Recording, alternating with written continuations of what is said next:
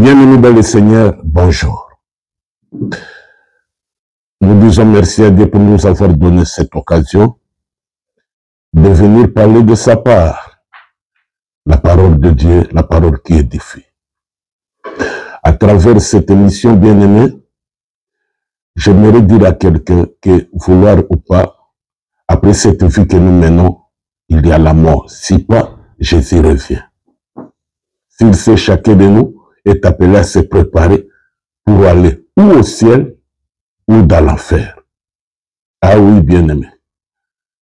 J'ai dit à quelqu'un que vous devez comprendre que il y a un ciel que Dieu a préparé pour les siens et il y a aussi un enfer que Dieu a préparé pour Satan et ses anges. Et plusieurs de ceux qui prient aujourd'hui risquent aussi de se retrouver dans l'enfer s'ils ne prennent pas garde dans leur façon de marcher. Voici le but de cette émission, pour nous mettre en garde, pour aider quelqu'un qui ne connaît pas Jésus, de croire à Jésus, et pour aider aussi quelqu'un qui est dans le Seigneur, mais de marcher conformément à la volonté de Dieu. Prions le Seigneur. Notre Dieu, nous sommes dans la joie d'être devant ton peuple pour parler de ta part. Cet esprit utilise-nous à ce moment, afin que ces messages puissent aider quelqu'un, puissent amener quelqu'un à se repentir, puissent amener quelqu'un à retourner dans la voie de l'Éternel. Nous comptons sur toi cet esprit du début jusqu'à la fin. Je ne connais pas l'auditoire, mais toi tu connais tout et chacun qui va suivre ces messages. Nous comptons sur toi. Nous prions ainsi au nom de Jésus. Amen. Le message d'aujourd'hui, nous allons trouver ça dans des textes différents. Le premier texte, c'est dans le livre de Proverbes 4, verset 23. La Bible dit ceci. Garde ton cœur plus que toute autre chose, car de lui, autrement dit, du cœur, viennent les sources de la vie. Et le deuxième texte, nous le trouvons dans Marc chapitre 7, du 21 au 23e verset. La Bible dit, car c'est du dedans, c'est du cœur de l'homme que sortent les mauvaises pensées, les adultères, les impudicités, les meurtres, les vols, les cupidités, les méchancetés, la fraude, les dérèglements, les regards envieux, la calomnie, l'orgueil, la folie. Toutes ces choses mauvaises sortent du dedans et suivent l'homme. Parole du Seigneur. Bien aimés, nous voulons un peu parler du cœur. J'aimerais parler de quelqu'un que tu es en train de vivre sur cette terre, des hommes. Oui, je ne sais pas si tu as un bon cœur ou un mauvais cœur. Mais toi, là où tu es, tu connais les gens qui sont autour de toi, qui ont un bon cœur, et les autres qui n'en ont pas, qui ont un mauvais cœur. Ils sont à côté de vous. Et tu es témoin de cela. Même si tu ne pries pas, tu connais que tel a un bon cœur. Et l'autre n'a pas un bon cœur, il est mauvais. Tu connais cela. Alors la Bible nous met en garde que nous devons bien garder notre cœur. Pourquoi? Parce que c'est du cœur que viennent les sources de la vie. Les sources au pluriel. Autrement dit, les sources qui alimentent la vie. Les sources qui font que notre vie soit bien ou bien soit mauvaise, ça vient du cœur. C'est pourquoi chacun de nous doit très bien se préparer pour son cœur. Écoutez, Dieu nous a donné le libre arbitre. Nous avons le libre choix. Nous devons choisir ce que nous voulons. La Bible dit ceci. L'apôtre Paul dira que tout m'est permis, mais tout n'est pas utile. Tout m'est permis, mais tout n'est pas utile. Bien-aimé, dans tout ce que nous faisons sur la terre, tout est permis, mais tout n'est pas utile. Il y a d'autres choses que si nous nous engageons à cela, pas même d'abord à l'au-delà, mais dans cette vie présente que nous vivons, ça risque de nous amener dans des problèmes très sérieux. C'est pourquoi nous devons faire attention. Car pour décider de faire quelque chose, cela vient du cœur. C'est notre cœur, c'est nous qui décidons. C'est pourquoi que chacun garde son cœur. Garde comment il doit agir et réagir pour ne pas donner l'accès au diable. Le cœur est très important dans la vie de quelqu'un. C'est les sources, c'est du cœur que viennent les sources de la vie. les sources sont des lieux où cela projette de l'eau. Et ça peut être de l'eau douce, ça peut être aussi de l'eau amère. Cela est vrai. Bien-aimé, ton cœur est la source de tout ce que tu vis. Qu'est-ce qui se passe dans ta vie? Qu'est-ce que tu ressens dans ta vie? Qu'est-ce que tu subis dans ta vie? Que personne ne te trompe.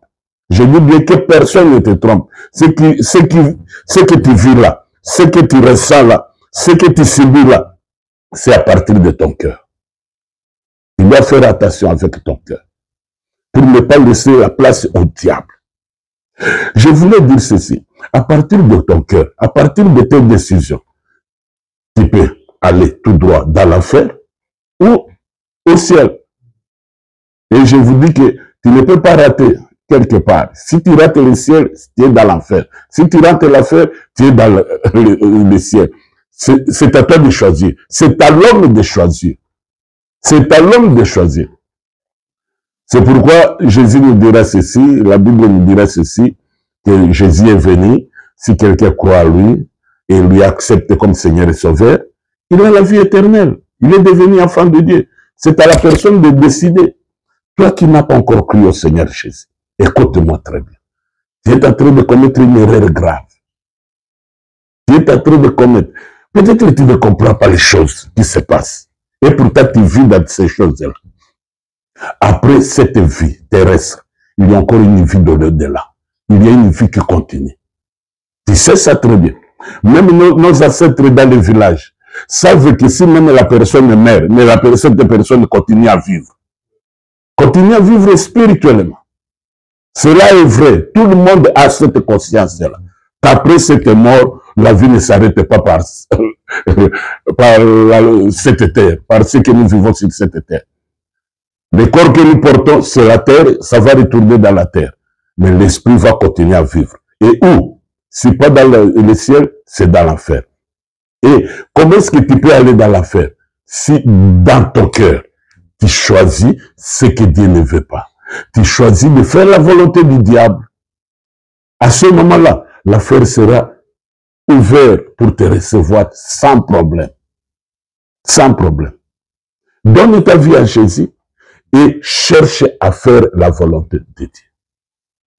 Que personne ne te trompe. Donner la vie à Jésus, c'est une bonne chose. Il va transformer ta vie. La Bible dit, si quelqu'un est en Christ, il est devenu une nouvelle créature. Les choses anciennes sont passées, mais toutes choses sont devenues nouvelles. Autrement dit, c'est quoi? Quand quelqu'un reçoit Jésus, Jésus entre dans ta vie, il va te transformer. Tu seras une nouvelle créature. Tu seras une nouvelle personne. C'est-à-dire, les choses anciennes vont disparaître. Les mauvaises habitudes, les péchés, la cruauté qui régnait dans toi, l'injustice vont disparaître. Pourquoi? Parce que ce sont les œuvres du diable. Quand Jésus entre, il les chasse de ta vie. Ça, c'est la vérité. Mais il vient avec le fruit de l'esprit. Il vient avec la volonté de Dieu, avec sa parole dans ta vie, pour te transformer. Et c'est ce que tu as besoin, mon frère, toi qui n'as pas encore donné ta vie à Jésus. L'argent ne te sauvera pas le jour de la mort. Le bien ne te sauvera pas le jour de la mort. Je te dis la vérité. Celui qui va te sauver le jour de la mort, il n'y a qu'une seule personne qu'on appelle Jésus. C'est lui qui a vécu la mort et il donne la vie à tous ceux qui croient à lui.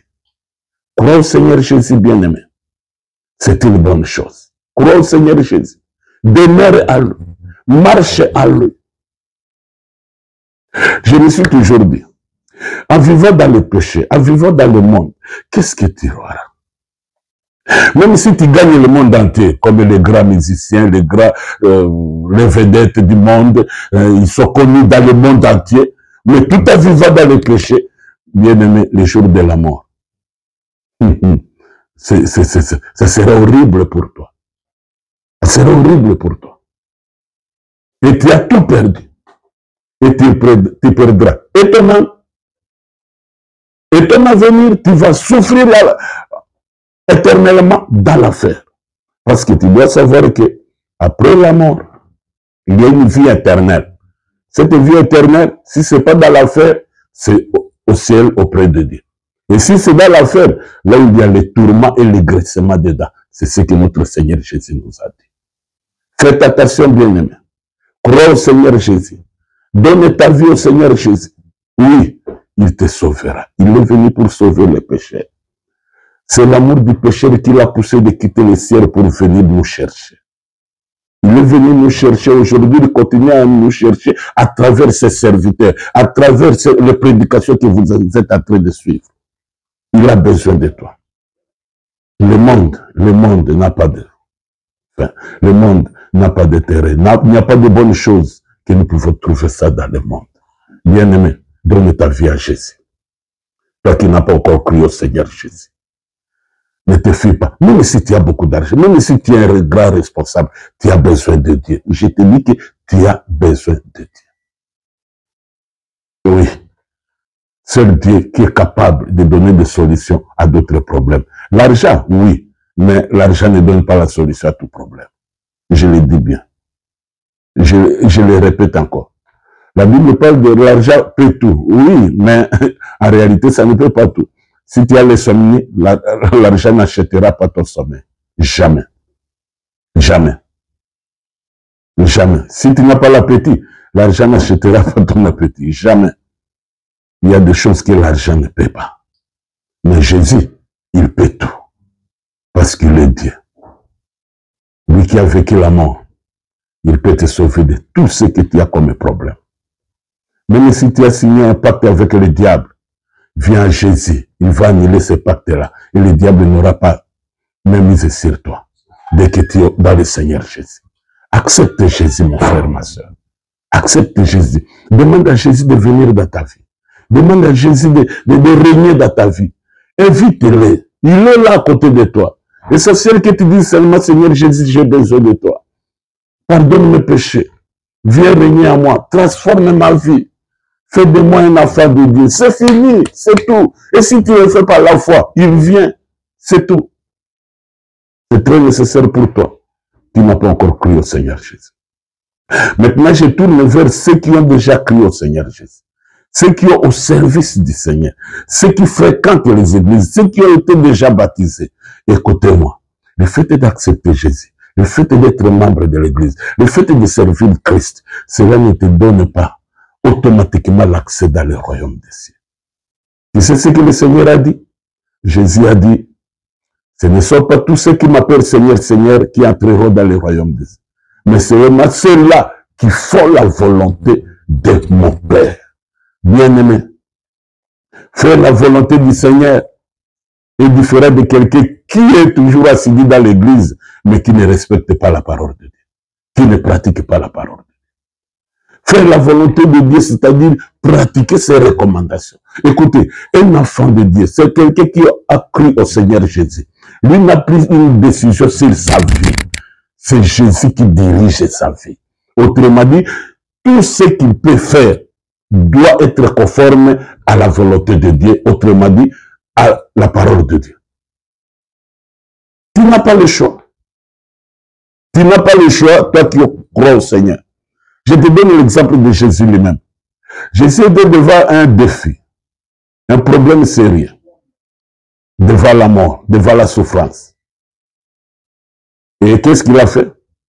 Il voulait éviter cette souffrance, il est allé prier. Et en priant, il a demandé à Dieu que si possible que cette coupe, que je ne la boive pas, que cela se passe. Mais toutefois, que ma volonté ne soit pas faite, mais que la tienne, ta volonté, Père. Jésus savait que quel que soit ce qu'il est en train de demander, mais il faut que cela soit selon la volonté de Dieu. Et comme la volonté de Dieu était de prendre cette coupe, il a accepté de prendre-la. Autrement dit, il a accepté cette souffrance qu'il a subie jusqu'à la mort sur la croix pour que le monde soit sauvé. Bien-aimé, Jésus a choisi la volonté de son Père. Toute personne, et devant n'importe quelle circonstance, il y a toujours 2, 3, 4 volontés qui se présentent pendant ce moment. C'est à lui de choisir. Il y a sa propre volonté. Il y a la volonté de Dieu. Il y a la volonté de parents, par exemple. Il y a la volonté, par exemple, des camarades, des voisins, des amis, des collègues. C'est à lui de choisir. Devant toutes ces volontés-là, la meilleure des volontés, c'est faire la volonté de Dieu.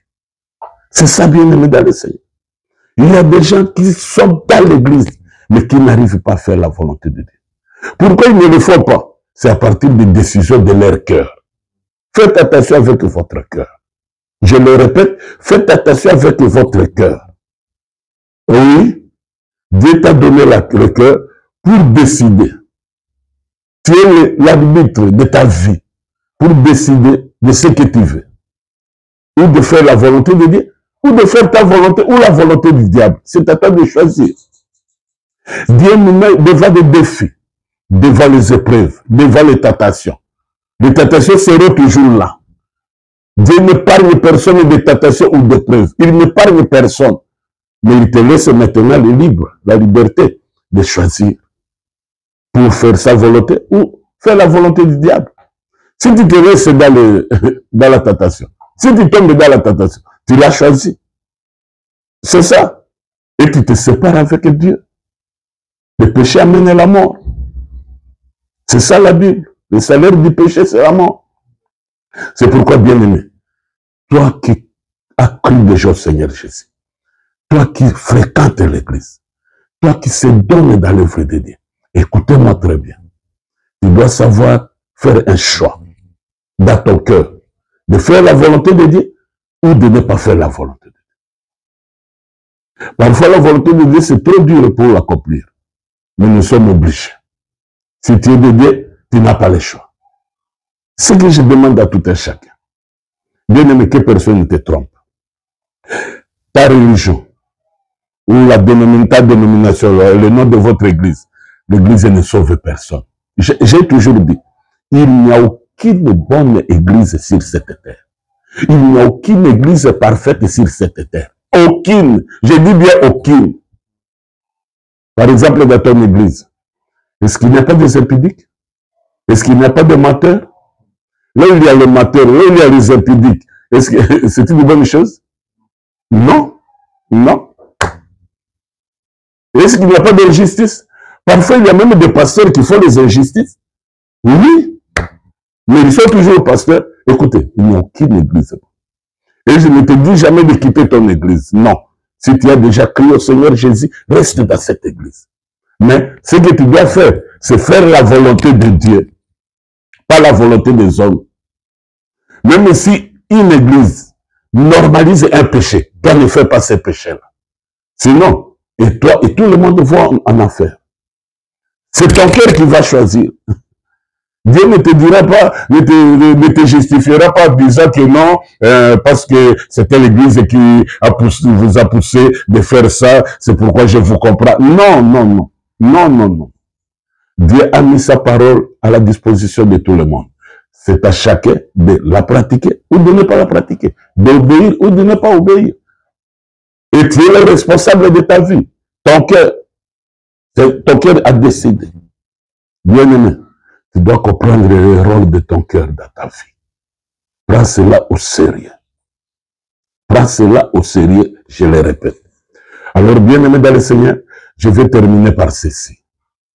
Il y a dans le livre de Galates, chapitre 3, là où l'apôtre tentait de reprocher les chrétiens de Galates.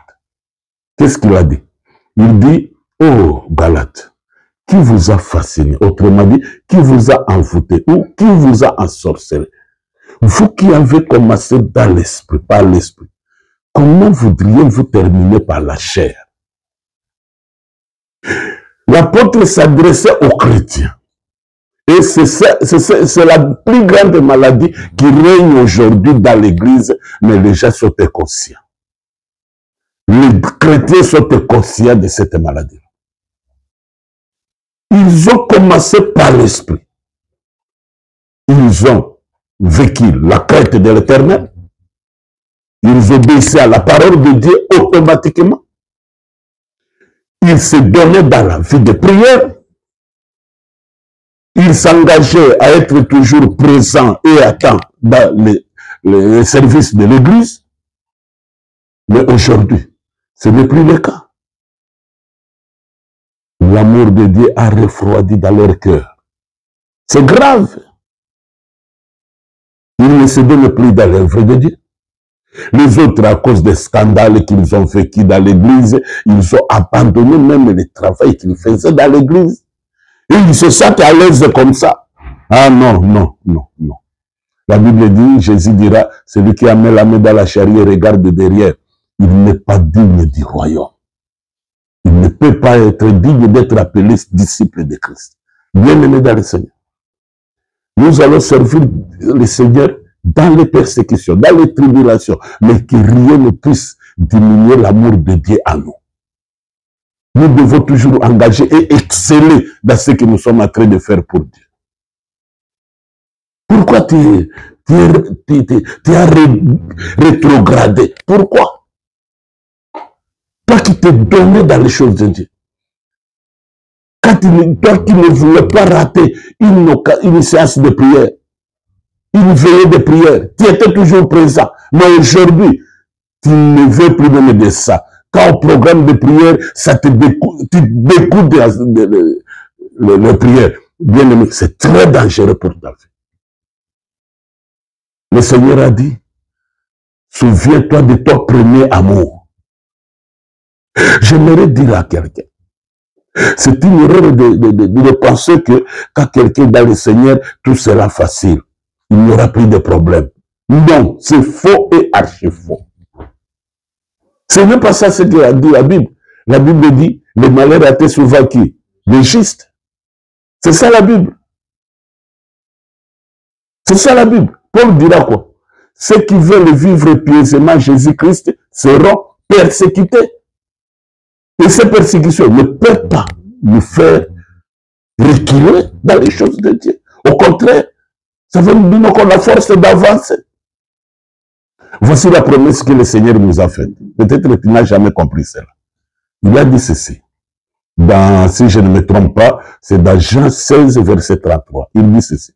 Je vous ai dit ces choses afin que vous ayez la paix en moi. Vous aurez des tribulations dans le monde. Prenez courage, j'ai vécu le monde.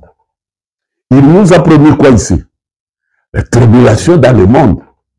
Et les tribulations, c'est ce qui nous fait mal, n'est-ce pas ça? C'est ce qui dérange, c'est ce qui nous déstabilise. Mais il a dit, nous allons, vouloir ou pas, rencontrer les tribulations dans le monde. Mais nous devons toujours prendre courage et non se décourager. Et toi, tu es déjà découragé. Tu as déjà abandonné à cause des tribulations, à cause des persécutions, à cause de secousses que tu as subies. Non, bien-aimé, reprends ton premier amour. Rentre dans ton premier amour. Bien-aimé, ne sois pas sorceleur. Ne sois pas sorceleur, s'il vous plaît.